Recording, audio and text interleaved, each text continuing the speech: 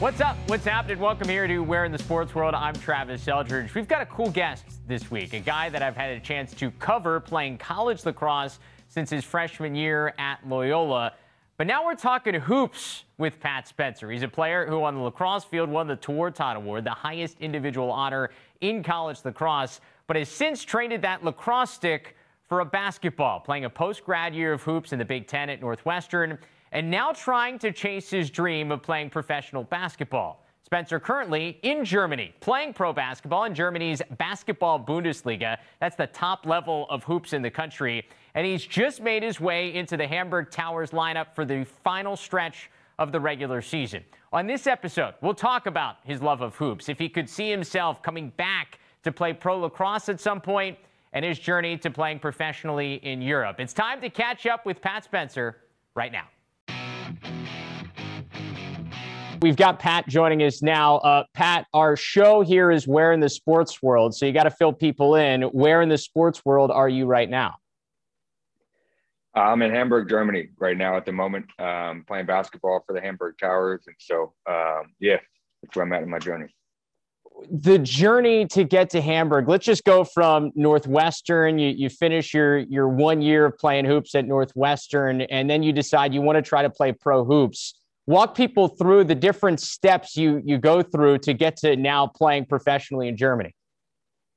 Yeah, I think for me, one was just to get on the court at Northwestern. And then once that process started, I had to prove that I could play at that level. Once that was over, I didn't have the best season, but I felt like I learned a lot about myself and my game. And so going into the off season, I had to find an agency that, agreed with me and felt like I could play at the next level.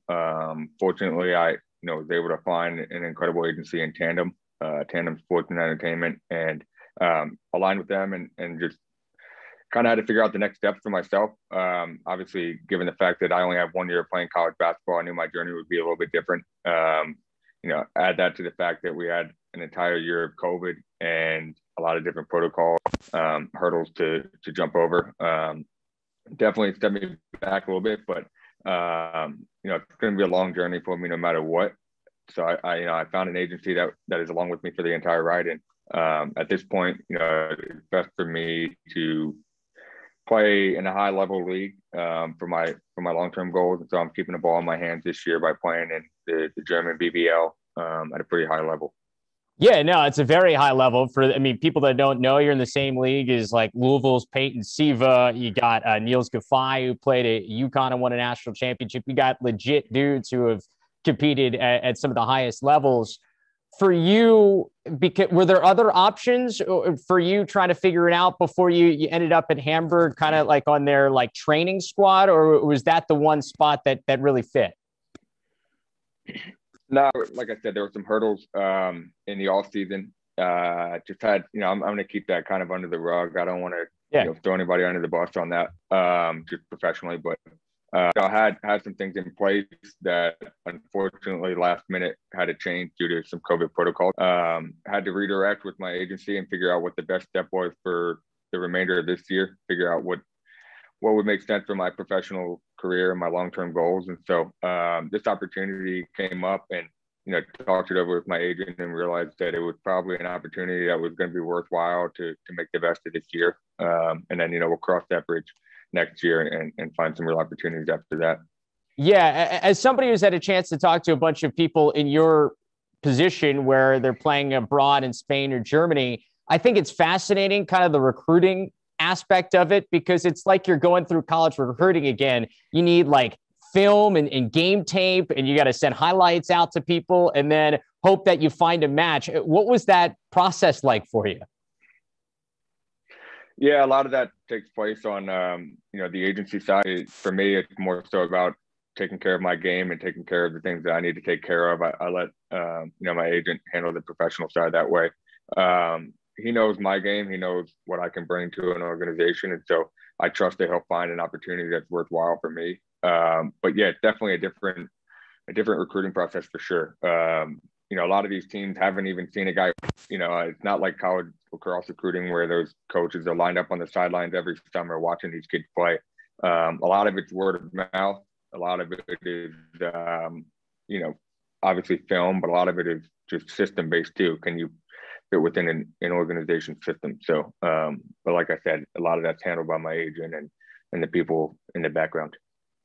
So you finally get your chance with Hamburg here. In your debut, you score double figures, have a great game. How good did that feel?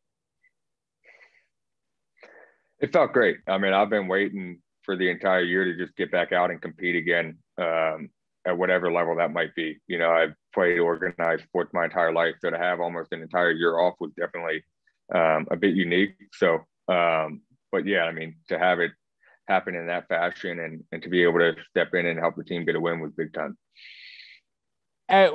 Walk people through the last year for you in terms of like, what have you done to try to stay in shape? Like, where have you been training? What have you been up to?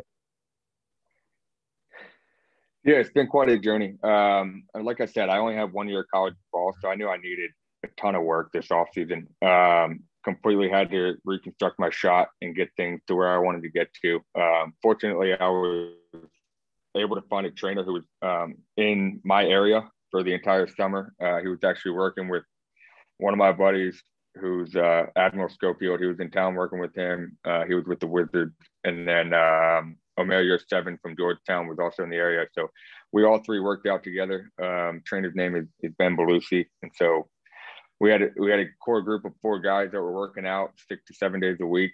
Obviously, from an individual standpoint, I had a lot of them, improving to do. And then also I was able to play against some really good competition in the Baltimore area. Fortunately, there's a lot of local guys that come back, some professional guys come back, and then actually bounced around a little bit too, just to make sure I was keeping my hand in it and staying in shape. I bounced down to Miami for about a week or so to get some runs down there.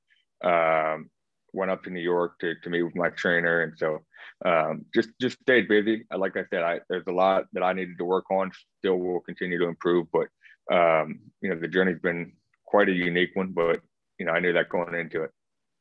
At what point in your time at Northwestern did it hit you that pro basketball was not maybe just like a distant dream, but was a realistic option?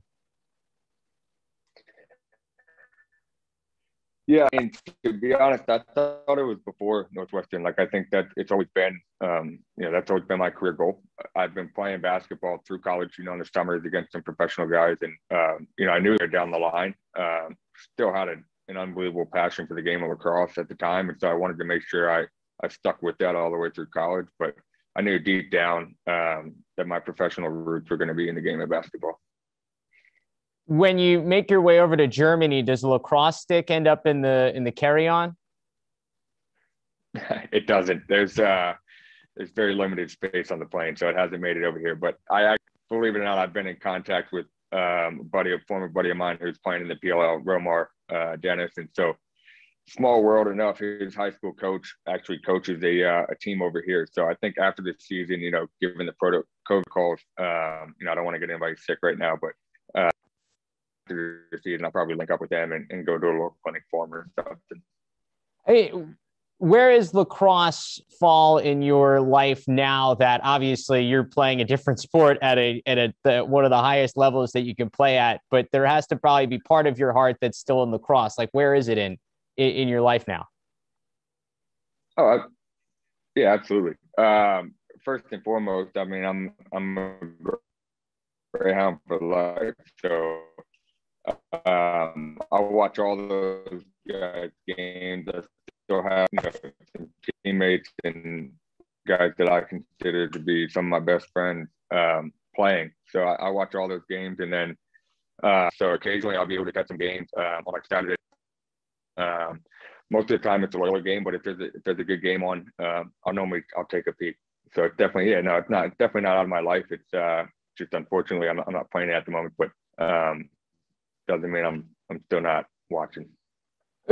You say you watch a little bit of college lacrosse. Who are the guys right now who are impressing you? Yeah, I'm. When I was out there to work on some of the guys that are really playing well now are playing well. Michael Stowers was a part of that group, and Jared Bernhardt's a part of that group. I'll be honest. I think Jared is having an unbelievable year. I didn't expect that out of him. And I don't mean that negatively. I just think he's kind of exceeded expectations. I think he's playing unbelievably well. He's a tremendous athlete, and I like the way he's playing. And I think Michael Sowers is probably, I don't want to say taking a bit of a backseat, but I think, he's such a team player that I think he's doing whatever to win games. So both of those guys, I think, are in a tier, above the rest. I think Chris Gray is great at Carolina too, but I haven't had a chance to really watch a ton of those teams play. Like I said, most of it's more Loyola and then catch a game here and there. With your career at Loyola, and obviously you played and took that team to pretty much the highest level of college lacrosse. When you leave after winning a Tewaaraton, were there any regrets about your 4 years at Loyola, or was it everything that you could have won it?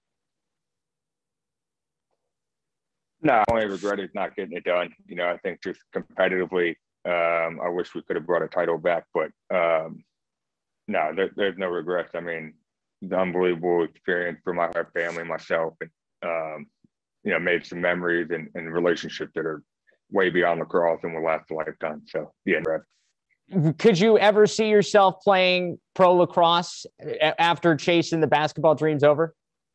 That's it to say. I mean, I haven't even thought about it. If I'm being honest, I'm so focused on what I have right now that it just seems. I want to say yes or no. I couldn't tell you. I'm really, I have so many goals for myself in terms of what I'm doing right now that I haven't even gotten to that point yet.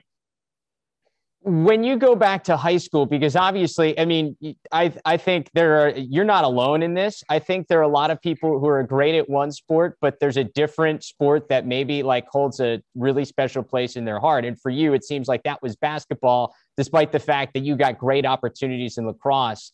Is there ever part of you that thinks about like what would have happened if you just played hoops right away out of high school? Yeah, I thought about it, but like I said, I wouldn't change anything for the world. Loyola was unbelievable, so I wouldn't change it, but I'd be lying if I didn't say, I definitely think about it. So just would have quicker and just had my game at a certain level that I'd like to be at. But like I said, my journey is a bit of a unique one, and I'm happy with where I'm at. But you say that, and I do think though, and correct me if I'm wrong, from watching you play lacrosse over the course of 4 years, and we had a chance to see you play right away as a freshman and then develop all the way through your senior year, it felt like you got better in big moments and felt more of control over big moments by the time you got to senior year that maybe helped you once you then turned the page to try to play college basketball. Am I right in that sense that you took a lot away from those 4 years? Yeah. Yeah, absolutely. Yeah, and the same thing happened with basketball. The more I found myself in different situations in the game, where I prepared for this moment. I've said it before in other interviews. Lacrosse and basketball have a ton of overlap, and so one definitely prepares me for the other. So just being in a competitive atmosphere and having those big time moments in lacrosse definitely helps ball court.